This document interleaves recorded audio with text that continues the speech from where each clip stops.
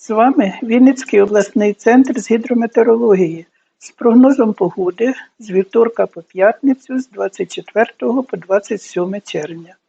Внаслідок проходження атмосферних фронтів у вівторок та в день п'ятниці очікуємо короткочасний дощ, місцями гроза.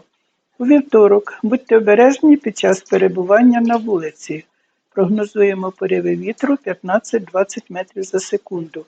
Це перший рівень небезпечності, колір жовтий. З середи по п'ятницю, в день по області, очікуємо місцями пориви вітру 15-20 метрів за секунду. У середу та четвер погода буде мати антициклональний характер. Прогнозуємо без опадів.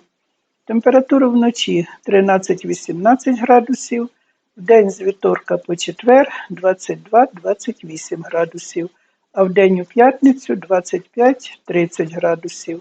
Дякуємо за увагу. До нових зустрічей.